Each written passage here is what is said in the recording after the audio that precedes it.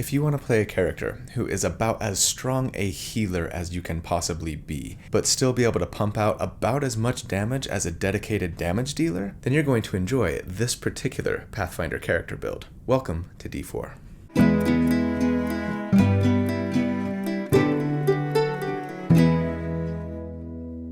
Hey everybody, so here at D4, each week we take a deep dive into one, sometimes two, specific character builds for our favorite TTRPGs. We theorycraft about them, we crunch numbers about them, not so that I can tell you the right way or the best way to play a certain character, but to explore one potential way to build a character with the hopes of creating something that is both really powerful, but also really fun to play. So if you enjoy creating characters for your role-playing games almost as much as you enjoy playing the actual game itself, or if you're just looking for tips or ideas for a character that you're thinking about playing, then welcome home.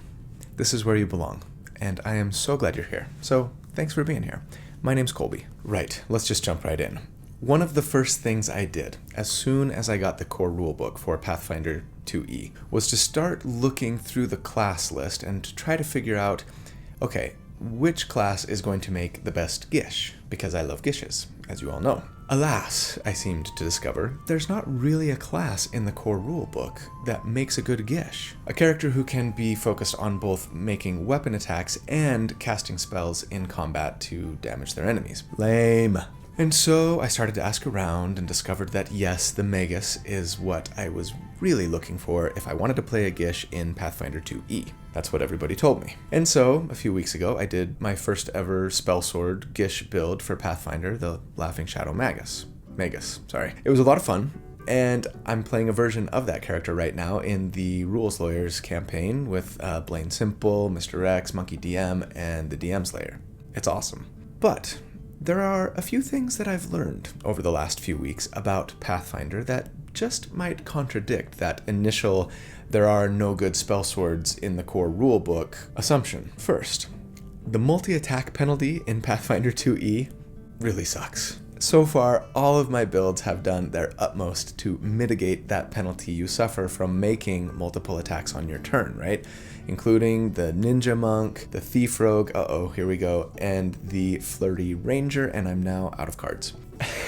The Magus doesn't count there because they were only making one attack per turn and thus not suffering that multi-attack penalty, right? The best ways to do the most sustainable damage per round in Pathfinder 2e seem to be trying to reduce that multi-attack penalty as best you can. The other thing I've realized is that while spells that require you to make a spell attack roll do count towards your multi-attack penalty, spells that require the enemy to make a saving throw, very importantly, do not. And so, I began to think, maybe if we could find a character who could take advantage of effective damage spells that require saving throws and had some nice built-in ways to be an effective weapon damage dealer, we might be able to make ourselves a half-decent Gish right out of the Core Rulebook. Enter the War Priest. I think it's safe to say that of all the classes available in the Core Rulebook, the Cleric just might fit the above mold the best. They get more hit points than most full spellcasting classes and get, I believe, easier access to and better training with weapons and armor. To me, they are the frontrunner for best Gish out of the Core Rulebook, though I'd love to hear your arguments for who you might think would be even better in the comments section below. And so today, we're going to make ourselves a Cleric Gish. A Cleric who is built to put out as much sustainable damage per round as I can manage to squeeze out of them by using both weapon attacks and spells on their turn, when action economy allows. And of course, what might be the best part about this character is that not only will we be able to pump out some respectable damage, but since we're a Cleric, we will naturally have some really fantastic support options to boot. Meaning we get to do my favorite thing with a support character: heal, buff, protect our allies, while bringing down the wrath of the righteous upon the unworthy. And so, I proudly present Pathfinder episode number 5, the War Priest Cleric. Huge thanks to my good friend Randall Hampton for the fantastic character art that he created for the build this week. He does this every week. He never ceases to amaze me with the stuff that he comes up with. This week is no exception. So if you would like to follow Randall on social media, or potentially try to reach out to him to see if you could commission him to create some art for your character or even your entire party, I will, as always, put links in the video description on how to do so.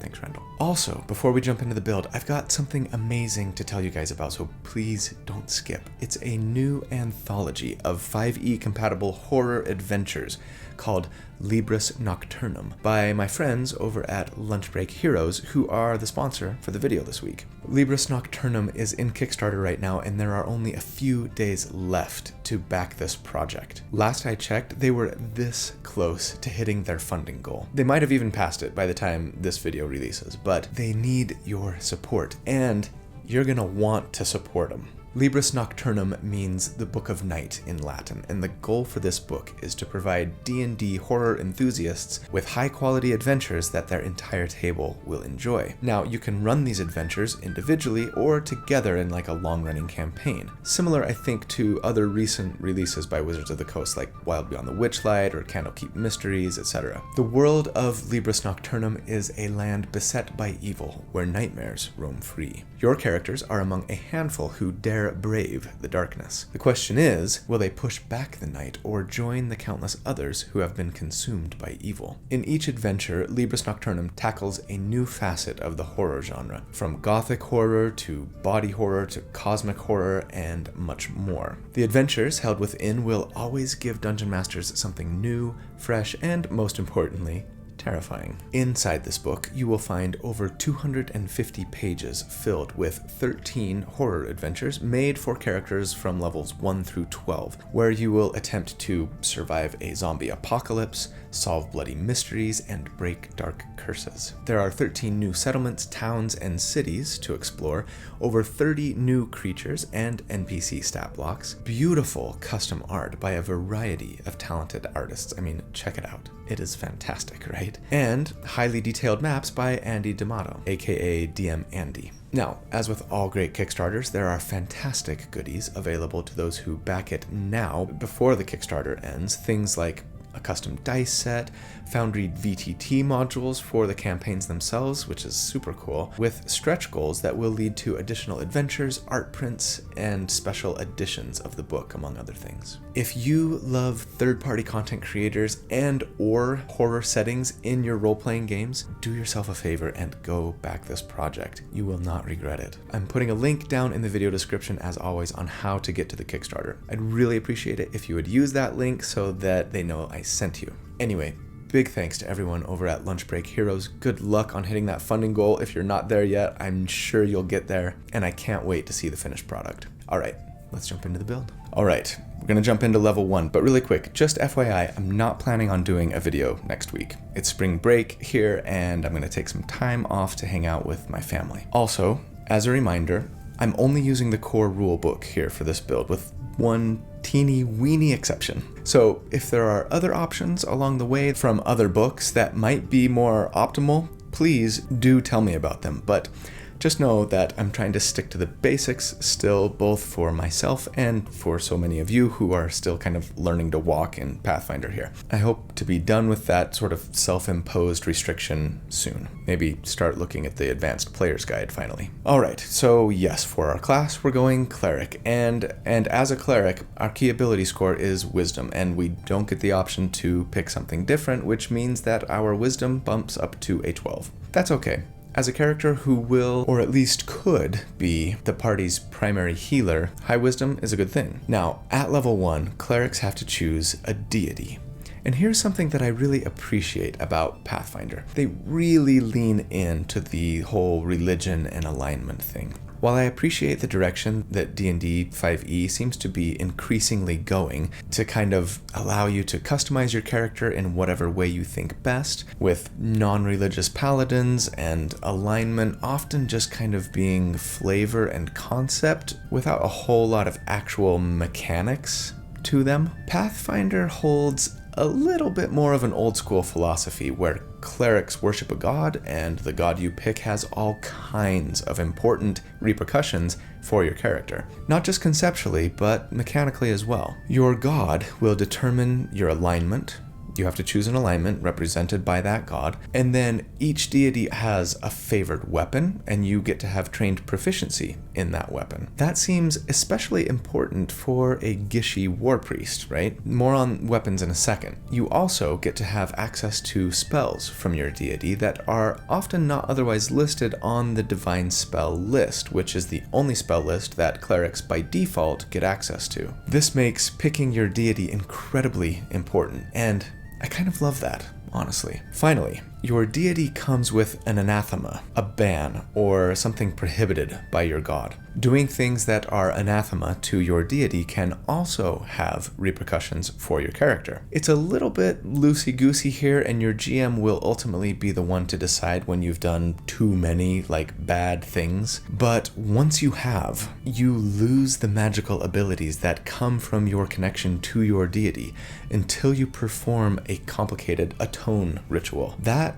frankly, is kind of awesome. I like having consequences to my actions in my role-playing games. Sorry, not sorry. Anyway, as for the deity I would like to choose, this is going to be the one place where my build is going outside of the core rulebook, because I want to worship Ragathiel. It's a deity that comes from the Gods and Magic book. Ragathiel is sort of a god of knights, with a K. They are the god of chivalry, duty, and vengeance, which plays perfectly into the concept of this character I'm creating, who, as a war priest, definitely has a knightly, inquisitor, paladin kind of feel to them, right? I love Ragathiel here as well because their favorite weapon is the Bastard Sword. And I'm also a big fan of the spells we get access to if we choose them as our deity. More on those in a second, but big thanks and shout out to my friend Sean for this deity recommendation. He works with Ronald, the rules lawyer. Anyway, if you're stuck with the core rulebook for deity selection, I'd probably go Gorham here instead. But that would mean that you'd be chaotic neutral at best, or chaotic evil. Gorham is the only non-evil deity in the core rulebook with a favored weapon that's a D12 weapon. It's a great sword, and that kind of annoys me, actually. It's like, why aren't there any good deities who like big, chonky, two-handed weapons? Only evil clerics want to hit as hard as they can? Lame.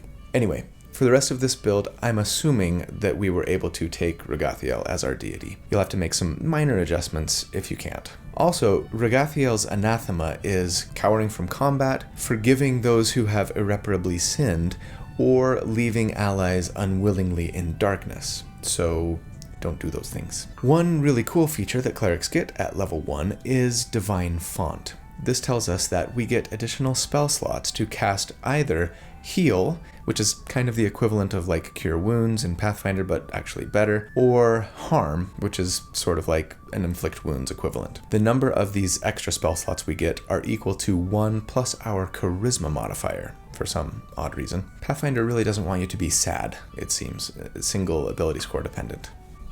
That's okay. Now, these spell slots are always of the highest level spell slot we have access to, which is awesome, but they can only be used for either Harm or Heal, and which spell you get to cast, Harm or Heal, is dependent upon your deity, because they are going to indicate what their divine font is. Now, Ragathiel has both the Harm and Heal font, which is great, but I think I would still choose Heal. Harm just doesn't do a ton of damage, honestly, and we'll have better ways to get both sustained and burst damage if we really need it. So yes, my plan with this character is to be the party's main healer, even though I'm hoping to do as much damage in my turn as possible most of the time. Similarly, I suppose, to the Alchemist build that I did for D&D last week, and I don't have any more cards to link to it. Now, the heal spell is pretty great, and the fact that we get extra uses of it every day is really amazing. At first level, it heals 1d8 hit points, or interestingly, damages undead for 1d8 as well, though they get to make a saving throw against it. There are also some cool ways to enhance the heal spell if you take more actions to cast it. If you use a single action to cast it, just sort of like a quick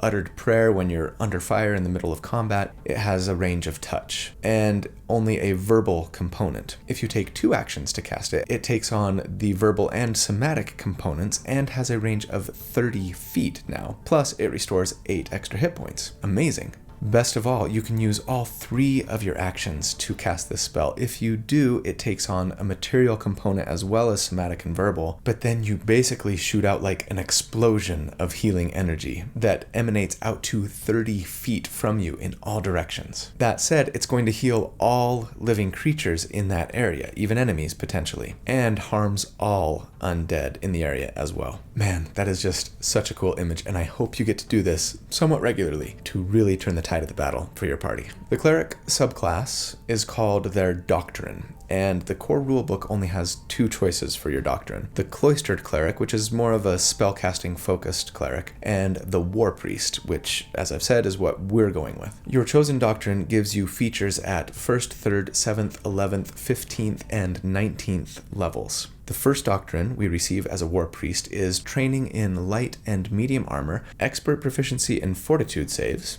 nice, and the shield block general feat, which is great if we were planning on using a shield, which we're not. Though you totally could and wouldn't suffer a huge hit to your damage. I'm just trying to explore the limits of what's possible damage-wise as usual, so I am building, yes, for a 2-handed weapon. As for the skills that we get trained proficiency with, we get religion for free as a cleric, and then our deity dictates another. Regathiel gives us intimidation, which is potentially useful to try and demoralize enemies and make them afraid, as I tried to make use of in my thief build a few weeks ago. And we are going to have a decent charisma score actually, so that's not wasted. As for the other 2 skills that we get to pick here, I think I'd take athletics, since we have a good strength score, meaning tripping and shoving and grappling enemies are things we could potentially be pretty successful at doing on this character. And jumping and climbing and things always seems to come in handy in Pathfinder, and you need a good athletic score to do those things, so makes sense to me. I think then I'd probably take nature, as we will have a good wisdom score to augment that, and nature seems to come up fairly often for recall knowledge checks, among other things. For our ancestry, our race, yeah, I'm gonna go human, but not for the reason that you're probably thinking. We get to bump 2 ability scores with our ancestry, right? And I'm gonna take strength to 12 and then charisma to 12. We want a good charisma, both so that we can cast heal more often during the day and for our archetype or multiclassing that we're gonna be doing next level. As for our heritage or human subrace, I want to go with half-orc on this character, which I haven't done yet. I don't see this as strictly necessary, but I do really love the image of a half-orc cleric who worships the god of vengeance and is both able to let out all their inner rage on the battlefield, but who then also has a gentler or more protective side and wants to care for and defend their allies too. Half-orcs get low light vision, which will help you see better in dim light, at least. And then we get to choose an ancestry feat at level 1, and I want to take adapted cantrip, and it's actually the main reason I wanted to go with human for my ancestry. Adapted cantrip is, I think, the only way for us to get a cantrip from another spell list other than the divine spell list and use our wisdom modifier when we cast it. Clerics have some decent damage cantrips, most notably Chill Touch, but I think the best damaging cantrip in the game, at least from the Core Rulebook, is probably Electric Arc. And it's an arcane cantrip, meaning we can't get it unless we get creative. And yes, I want to use cantrips here because I'm going for sustained damage, right? I want to be as resource free as I can when I'm hitting enemies with my attacks and spells every round. Adapted cantrip lets us learn a cantrip outside of our magical tradition and treat it as a cantrip of our magical tradition. So yes, that means we can learn Electric Arc from the arcane spell list and then cast it using our wisdom modifier, as opposed to our charisma modifier if we, say, learned this cantrip as an innate spell, if we took a different ancestry, something like that. Electric Arc is fantastic. It takes 2 actions to cast, targets 1 enemy within 30 feet, and then can leap to a second enemy within 30 feet, and does 1d4 electricity damage plus our wisdom modifier to both of them. It scales by 1d4 of damage for every additional spell level you get access to. And yeah, I'm going to plan on using this throughout our career for sustained damage purposes, saving our spell slots for healing, buffing, and maybe once in a while potentially some burst damage too.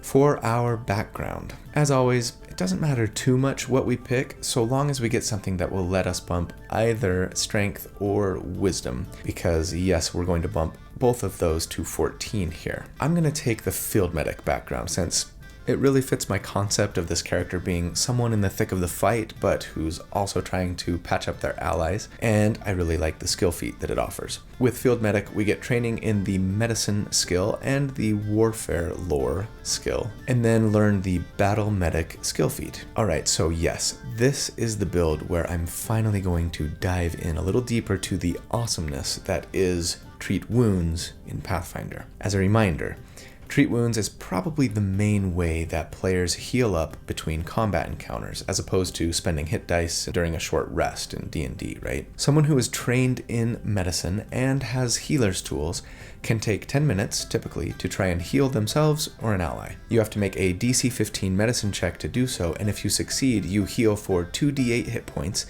and remove the wounded condition if your target has it. That's what you get after you've dropped to 0 hit points, remember. Now, you can only treat wounds once per hour per person. Critical successes heal double, and you can raise the DC of the check when you get higher training proficiency, so expert, master, etc., in order to heal for even more. You are the main healer in your party. And while yes, that means that you'll often be using healing spells, especially in combat, to patch your allies up or bring them back from the brink of death, the Battle Medicine skill feat that we get here is another great way to help us heal in combat, since it lets you treat wounds as a single action instead of over 10 minutes. You can only use Battle Medicine once per day per target, but it's still a really nice thing to have in a pinch to save your spell slots or use when you're out of spell slots, right? For our final 4 free ability boosts we get at level 1, let's take Wisdom to 16, Strength to 16, Charisma to 14, and Constitution to 12. Really wish I could have gotten Strength to 18 for damage purposes, but it's impossible without it being an option as our class's key ability score. No worries,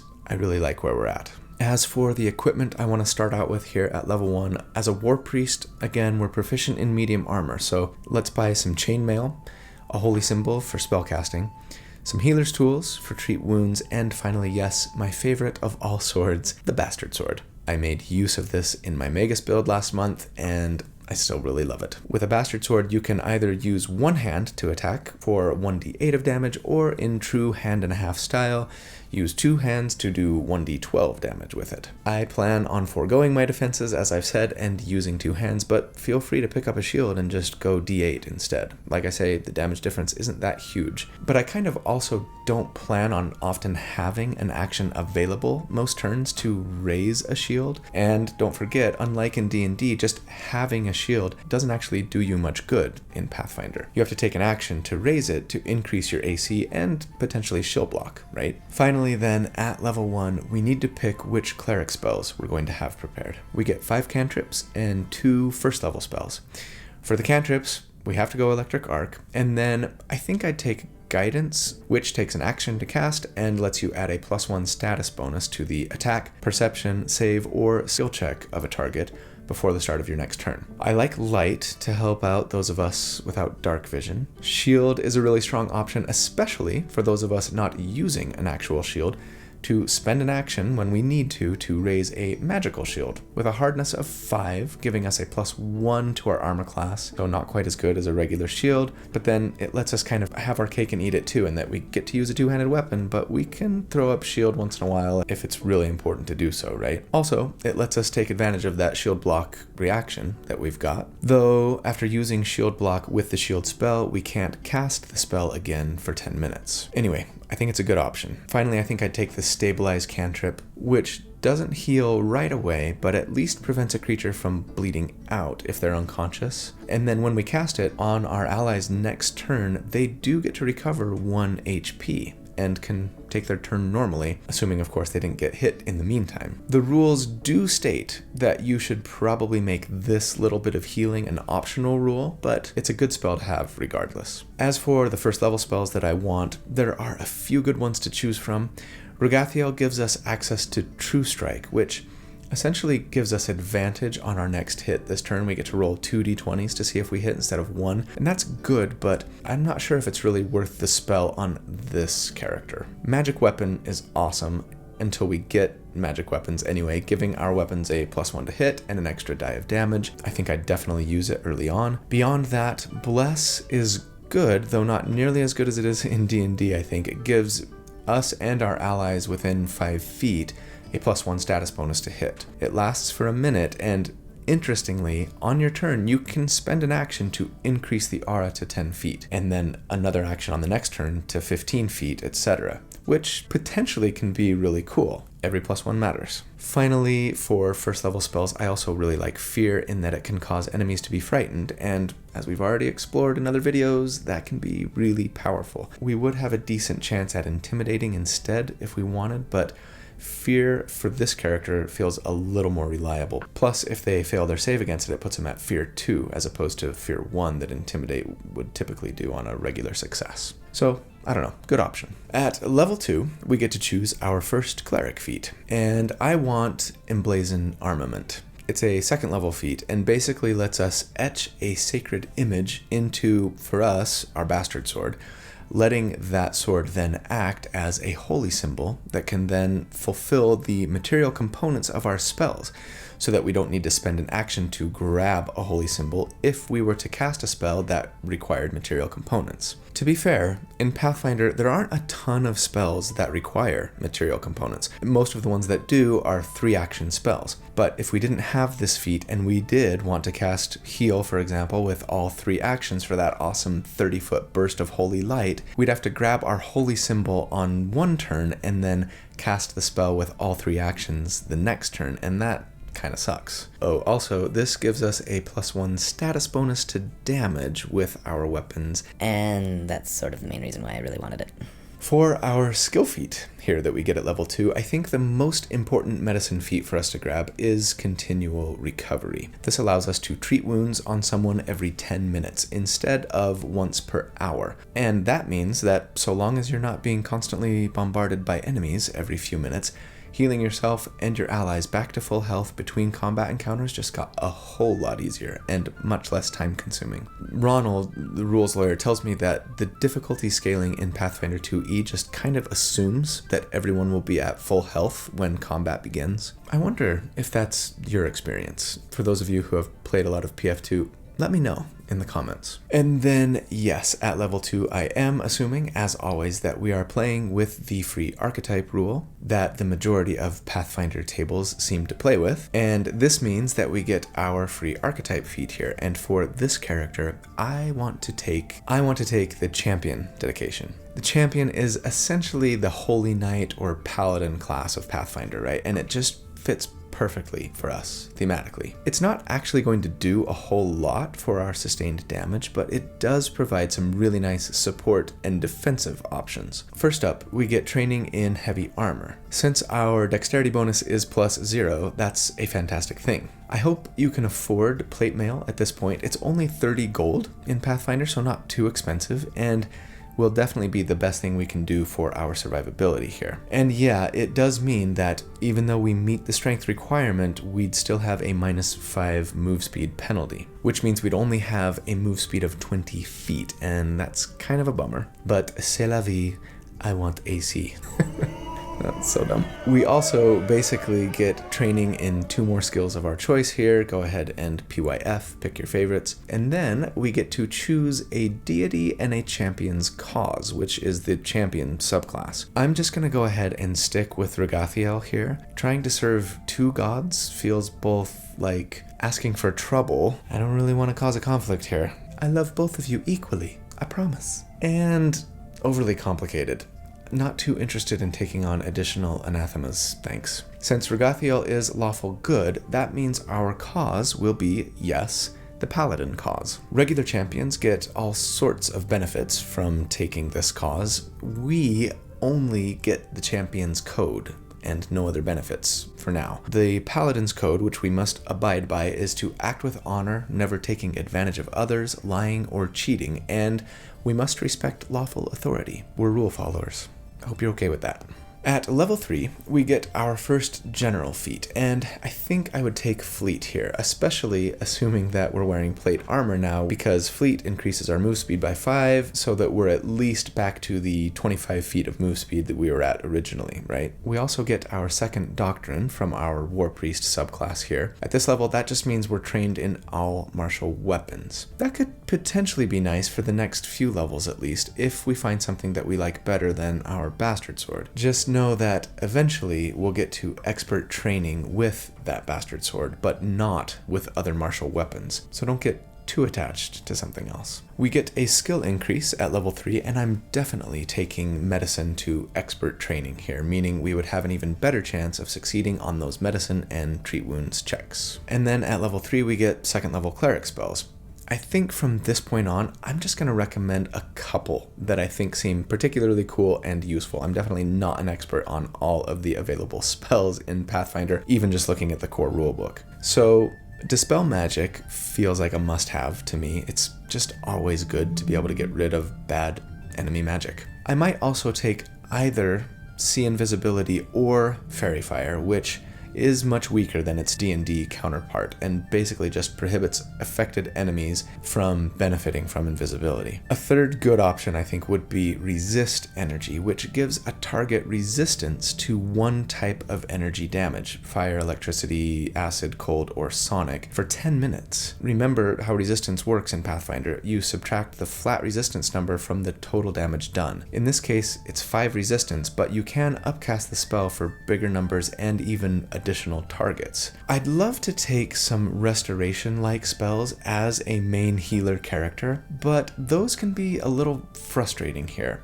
You don't really get a very good catch-all, remove lots of bad conditions spell here, like Lesser Restoration, for example, in D&D. The Restoration spell in Pathfinder might be an exception, but it still feels a little limited to me. Maybe a Cure-All spell option would be too powerful, but there are just so many conditions in Pathfinder, which is something that I actually like, but due to the way that you have to choose which spells you're going to prepare at the beginning of the day as a cleric and don't just get access to all of your spells known all of the time, it can make things a little tricky if you're trying to be a support character to guess if you're going to need remove fear or remove paralysis or restore senses if someone becomes blinded, etc. If you guess wrong and prepare something that you don't ever need, that's a real bummer. I think for that reason, I'd probably avoid taking any of those kind of restorative type spells unless you felt really confident that you were going to be going up against an enemy that was going to inflict a particular condition. At level 4, we get another cleric feat, and instead of taking any of the 4th level feats, none of which I really loved, to be honest, including, believe it or not, Channel Smite, which is kind of like Divine Smite in D&D, but a little weaker. I don't know. If I were building for burst damage, I'd definitely take it, but it's just not what I really want for this build. Plus, we need another feat that is going to be important for this build later, so yes, what we're going to take instead is a 1st level cleric feat, Domain Initiate. This feat tells us that we can learn a focus spell from one of our deity's domains. Say what? Okay, let me back up. Each deity has a number of associated domains, and each of those have a couple of focus spells tied to them. We don't just get access to those focus spells for free, we have to take feats for them, but with this feat we can choose one. Regathiel has the Destruction, Duty, Fire, and Zeal domains, and I'm going to pick Destruction, which means we get the Cry of Destruction focus spell. To cast it, we spend a focus point, which remember we can recover by spending 10 minutes to refocus, so out of combat. Kind of like a short rest. It takes 2 actions to cast and does 1d8 sonic damage, and that's important, in a 15-foot cone, barring a fortitude save. It's not a ton of damage, but it does scale by 1d8 per heightened spell level, so that's 2d8 for us now, 3d8 next level. And those d8s bump up to d12s if we've hit an enemy with a strike this turn. So if we hit them with our Bastard Sword and then focus spell to do this, to catch a few enemies and do some damage, to the enemy that we hit with a strike, it would do 3d12. That's not bad. It's a nice little burst in a small area of effect option. Might help us clear out some of those minion-y, swarmy type encounters, right? For our skill feat that we get at this level, I want to take Ward Medic, which is amazing and lets us treat wounds on up to 2 targets at a time instead of just 1, which will really reduce our downtime that much further before we've got our entire party patched back up to full health. Once we're a master in medicine, we can do 4 at a time. So good. And I think these 3 skill feats, Battle Medicine, Continual Recovery, and Ward Medic, are sort of the trifecta of medicine skill feats in Pathfinder that just really make you a phenomenal non-magical healer. And I kind of think that no party, whether they have a cleric or not, should leave home without at least one character having a great medicine skill and these feats. It's really going to help ensure that your entire party is at full health for just about every single combat encounter. As for our champion archetype feat at level 4, I say we grab Healing Touch. It gives us the devotion spell for our champion cause, which for paladins and other good champions is Lay on Hands. Devotion spells are also focus spells, so they cost a focus point. But Lay on Hands is really, really strong. It takes an action to cast and then heals for 6 flat hit points. Your target also gains a +2 status bonus to their armor class for a round, and that's nice. It also scales by 6 hit points for each spell level you have, so 12 flat healing for us at the moment, 18 next level. And it can potentially harm undead. So the thing is, Lay on Hands is great in combat, sure. Helps us save on our spell slots if you've already used Battle Medicine on that ally today, but even better, outside of combat, you could Lay on Hands, refocus for 10 minutes, Lay on Hands, rinse, repeat. Of course, with our skill feats and medicine training, Treat Wounds is a lot more efficient, but if you somehow fail your Treat Wounds check on an ally, this is a really nice potential backup plan. You are the ultimate medic at this point, who also packs a pretty mean punch. At level 5, we get 4 ability boosts. Woohoo! Let's go ahead and bump Strength to 18, Wisdom to 18, Charisma to 16, and Constitution to 14. I really love having 3 extra 3rd level spell slots to cast Heal with right now with our 16 Charisma. It's kind of amazing. We also get Alertness at this level, which raises our Perception rank to Expert. Very nice. And then we get an Ancestry feat, and I want to take Orc Ferocity. It's similar to what half-orcs get in D&D, telling us that if we would be reduced to 0 hit points, we can use our reaction to instead be reduced to 1 hit point. Now, this does increase our wounded condition by 1, as though we had gone down to 0 and then recovered, and we can only use it once per day. But it is a really fun way to stay on our feet when we'd otherwise go down, and sometimes it might just be the difference between life and death. We also get a skill increase at level 5, and I think I would probably bump Athletics to Expert. I'm going to say either that or Intimidation, depending on which we find ourselves using more often, but Athletics just felt a little more generally useful to me. As for the 3rd level spells that we get at 5th level, I'm going to highlight a couple that I like. Heroism is potentially a nice buff. It's 2 actions to cast, but gives a target +1 status bonus to attacks, perception checks, skill checks, and saving throws. So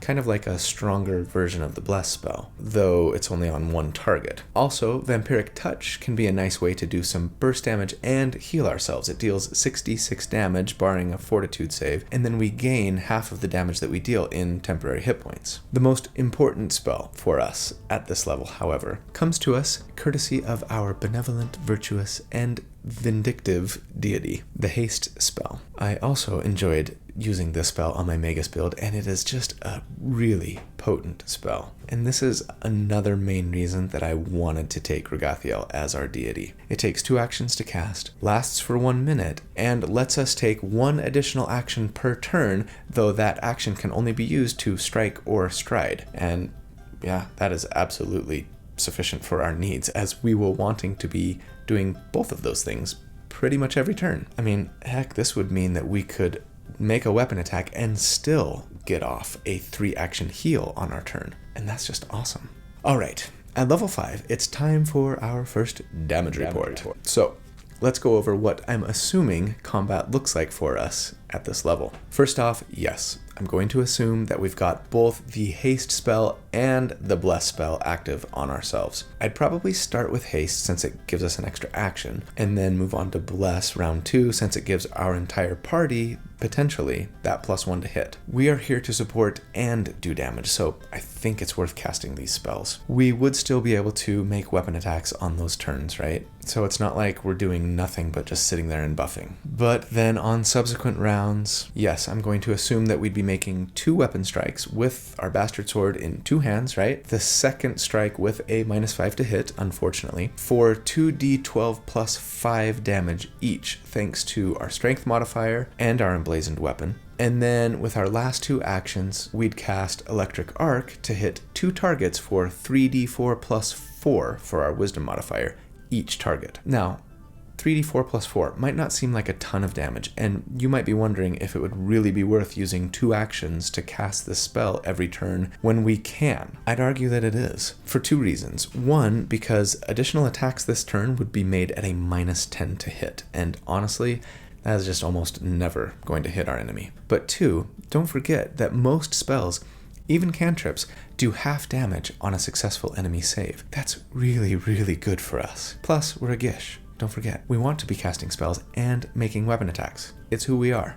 Now, as a reminder, I assume that we've got a +1 to hit and an extra die of damage on our weapon, thanks to the automatic progression table that serves to just replicate what we could reasonably expect to have for magic weapons at this level. I also am assuming that the enemy is flat-footed, giving them a -2 to their armor class, though I appreciate that won't always be the case. And thus, if everything hit, we would do 4d12 plus 6d4 plus 18 total damage in a round, where we didn't have to move up to our target, though admittedly, a little bit of that damage would be to a second target getting hit by Electric Arc, right? So this is mostly single target damage, but not all. Assuming all of the above then, if we were fighting low enemies, both in armor class and in reflex save at this level, which is a 19 AC and a +9 to their save, we would on average do 52 damage per round.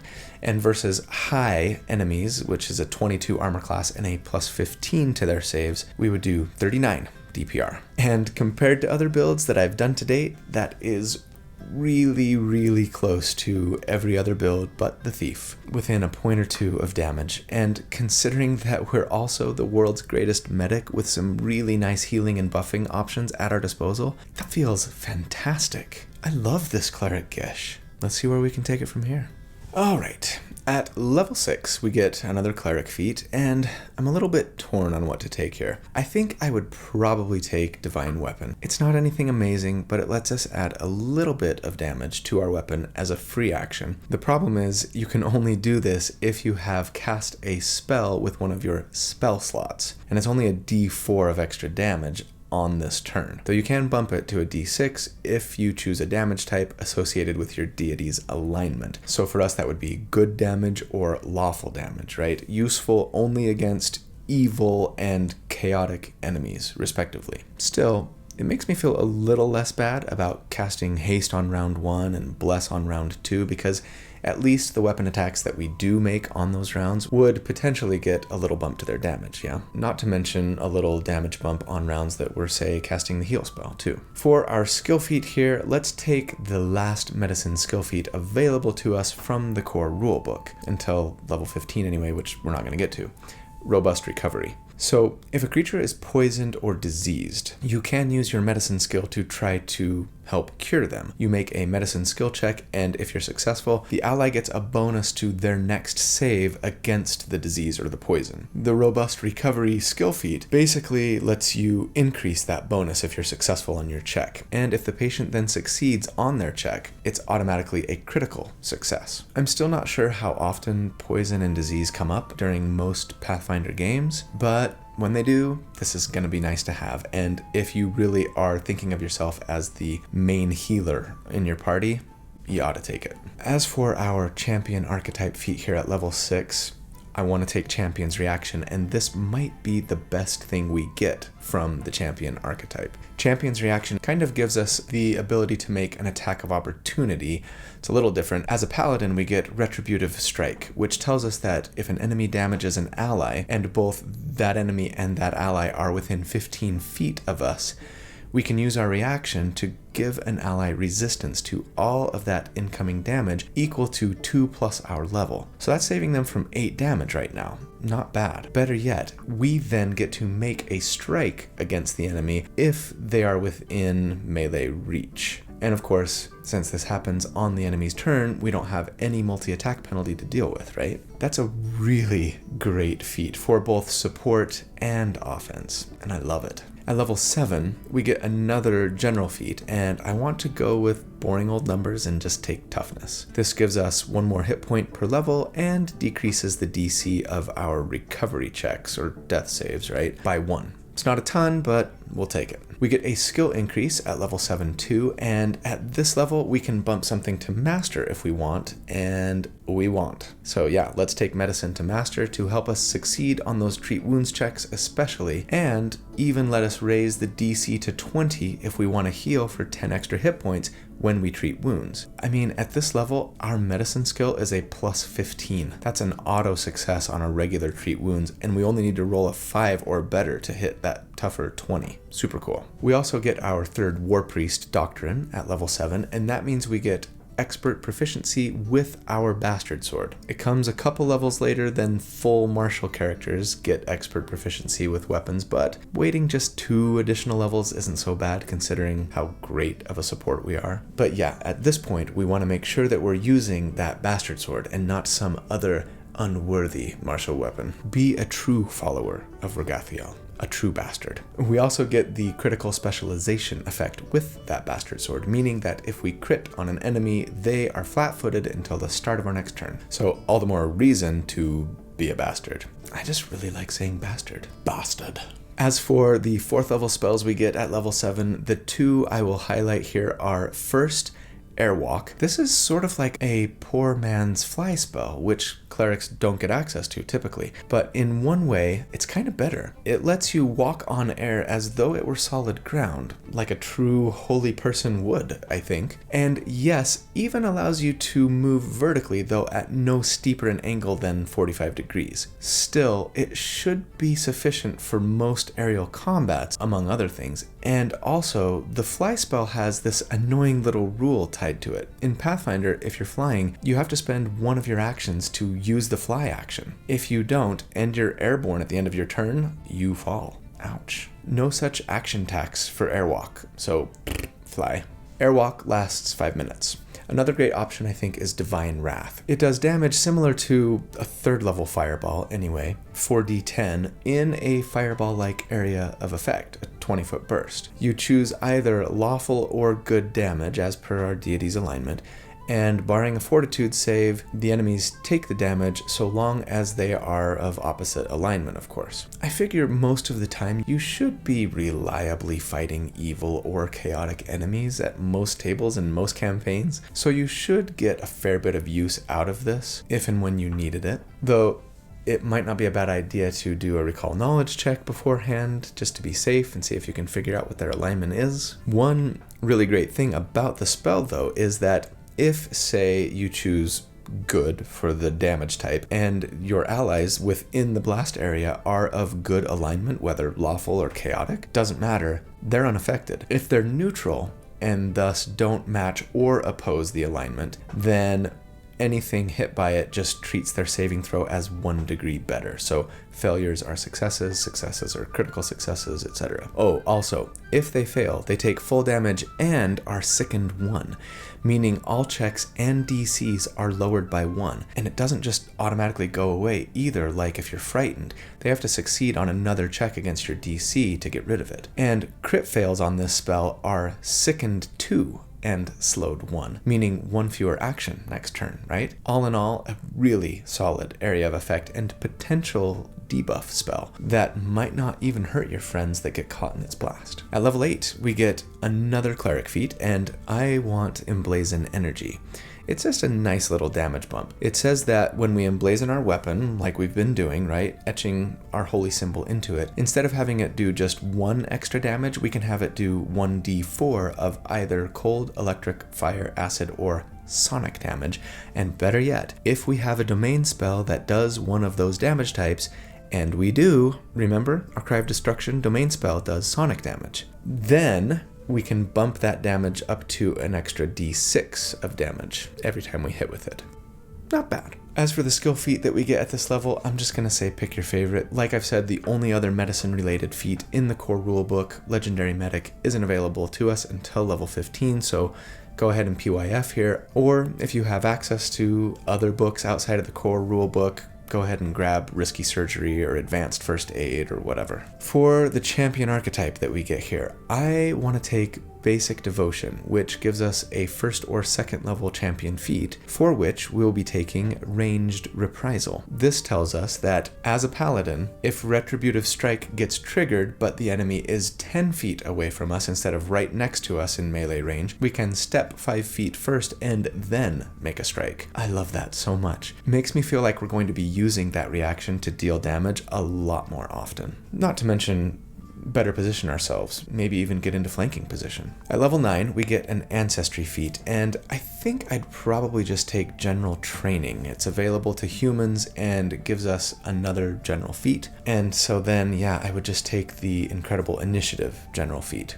This just gives us a +2 to all of our initiative rolls, and going before your enemies is pretty much always a good thing, especially if you have lots of buffs to be casting early on in the combat, right? We also get Resolve at level 9, which increases our will saves to master and tells us that when we succeed on a will save, it's automatically a critical success. It's like evasion for wisdom saves. I love it. For the skill increase that we get at this level, I think I'd probably bump Athletics to Master. Go another route if you want, it just seems the most useful to me. And then yes, we get 5th level spells here. So let's discuss 3 favorites. Breath of Life feels the most important as the party's main healer. It tells us that when an ally would die, they've failed their final death save, right? Right before they die, we can use our reaction to heal them for 4d8 plus our wisdom modifier and restore them to life. As I've said before, Pathfinder 2e can be a little more hardcore than D&D 5e. Dropping to 0 hit points is a lot more punishing. Death saves are slightly scarier, and resurrection is a lot tougher to come by. This spell is sort of the first pseudo-resurrection ability we get access to. You kind of have to take it, I think, though always preparing it might feel like a heavy cost. Having it in a pinch when you really need it is a big deal. One important note here, though, it doesn't work if your ally died from a disintegrate or death effect. Drop Dead is another really cool and useful spell. It tells us that when an ally is hit, you cast it also with your reaction, and then an illusion of them appears to drop down dead, but your ally actually just goes invisible. So cool. Now, if that ally uses a hostile action, they become visible, and you also have to sustain the spell to keep it going. That means you spend an action every turn to sustain it, right? But I assume that most of the time you would heal that invisible ally back up, and then they would be right back into the fight on their next turn anyway. So I'm not too worried about the sustain cost. Finally, Prying Eye is kind of cheating. It summons an invisible floating eye that you can see through and just send it out through the dungeon to scout everything out. Cheater. At level 10, we get more ability boosts, first of all, so let's do what we've been doing and just bump Strength to 19, Wisdom to 19, Charisma to 18, and Constitution to 16. You might want to consider bumping Dexterity here instead of maybe like Charisma, because at 13th level, our training with medium armor increases to expert, which means medium armor would give us a higher AC than plate, which we're just going to be stuck at trained proficiency with. And that medium armor is going to be even better with just a +1 dexterity mod. Plus, higher dex would be nice for our reflex saves, which have been pretty paltry thus far. For our final Cleric feat at level 10, I'm really torn between Channeled Succor or Replenishment of War. Really quickly, Channeled Succor lets us sacrifice one of our heal spells to cast one of the many Remove Bad Condition spells that I was complaining about earlier. Remove Disease, Remove Curse, Remove Paralysis, or the Restoration spell. So now we would potentially finally have our catch-all option for bad conditions, and that feels pretty important as a main healer. But Replenishment of War is definitely the more gishy option. It tells us that when we damage an enemy with our Bastard Sword, we get half our health in temporary hit points. We could get these every single turn. 5 free temporary hit points every turn feels pretty amazing and would definitely help us go toe-to-toe with the bad guys, let us stay in the fight a lot more reliably. By level 10, you're going to have a better idea which of these feats you're going to want more. For the skill feat we get here, again, pick your favorite. And then for our final champion archetype, let's take Advanced Devotion to get another champion feat, this time equal to half our level. Or for us here, a level 4 champion feat. I would want to take Aura of Courage so that I can feel like a true paladin. Aura of Courage just automatically reduces our frightened condition by 1 whenever we become frightened, and at the end of our turn, when we would then reduce our frightened condition by 1 more, we'd do the same for our allies that are within 15 feet. Again, frightened can be pretty dang punishing in Pathfinder. It makes everything we do a little bit worse. So being able to almost ignore it for ourselves and really help out our allies too is fantastic. For our final damage report here at level 10, since last check, we've added a d6 to our weapon attacks, thanks to Emblazoned Energy, +2 to hit with our Bastard Sword from Expert Training, another +1 to hit from the automatic bonus progression chart, another 2d4 per target from Electric Arc, since we have 5th level spells now, plus a ton of fantastic defensive support and even burst damage options to boot. And thus, against low enemies here, with a 27 AC and a +16 to their saving throw, we would on average do 70 damage per round, and against high enemies with a 30 AC and a +22 to their saves, we would do 51 DPR on average, and that is exactly the same as our Flirty Ranger that we did a couple of weeks ago, which again keeps us pretty much in line with every other Pathfinder build that I've done so far except the Thief, but with much stronger support than any character I've built so far by a mile. So let's go over final thoughts. On the one hand, yes, I think we're all kind of noticing a trend here that shouldn't be too surprising to any Pathfinder veterans out there anyway, and it's that when people say the math in Pathfinder is tight, they mean it. It is tight. Surprisingly so, in fact. Now, a lot of people will see this as a good thing. Making greater balance between classes and builds frees you up to make more and different choices for how you build your character, without worrying quite so much about whether or not they're going to be competitive on a damage meter or whatever, right? A lot of people, on the other hand, might see this as a little discouraging. I can see how it might feel to some like, if the choices I make aren't going to really matter that much, mechanics-wise, and my character is just going to be competitive and pretty viable almost no matter what choice I make, then that kind of takes the fun out of choosing, right? That said, I don't want to argue that choices here don't matter. Sure, with one exception, every Pathfinder character I've created for sustained damage thus far does almost identical damage to one another. But keep in mind, I've been doing everything in my power to optimize these characters for damage. I'm scouring classes and feats and equipment and archetypes and spells to try to piece together the hardest hitting thing I can make. And only upon doing that are the numbers so close to one another. I could have made a war priest who used a shield and a one-handed weapon, taken a different god so we wouldn't have access to haste, might have taken feats other than emblazoned energy, etc., etc. And in that case, we might have had better survivability or utility or even support capabilities, but not done quite as much damage. Now, admittedly, the difference in damage that version of this character would have had wouldn't be huge, but it would be significant. So even though the damage output of this character feels super on par with other characters I've created, I think I'd probably argue that they are the most powerful character I've done to date. Really fantastic sustained damage with the inherent fun of making attacks and casting spells every turn, but then also bringing a whole slew of support, healing, and buffing options that my other builds so far just have not brought. That's pretty remarkable. And it kind of makes me feel like the next character I play in Pathfinder is probably going to be a war priest. So anyway, that's the build for the week. I hope you really enjoyed it. I had a blast putting it together. I hope you know how much I love you guys. You're the best. Thanks so much for all that you do for me, for the channel. Those things are so helpful. I hope that you have a really great day and a fantastic week, and that you be good and kind and stay safe, and that I see you again really soon. But until then, take care. Bye.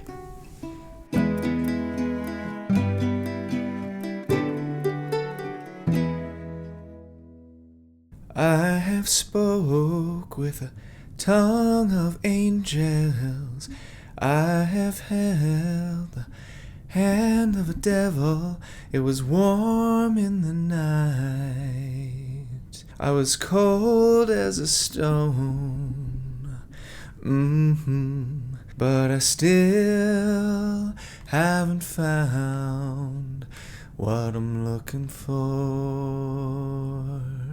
Seemed fitting if I were doing a war priest to do like the most gospel-y U2 song I think that they probably ever put out, at least their most famous one.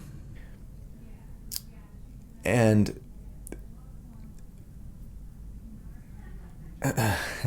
oh, the hair, it is getting so big. Or don't even say any of that. I think I already said that, so don't say that. Huge thanks to my good friend Randall Hampton for, I haven't even told Randall about this character yet. Better get on that.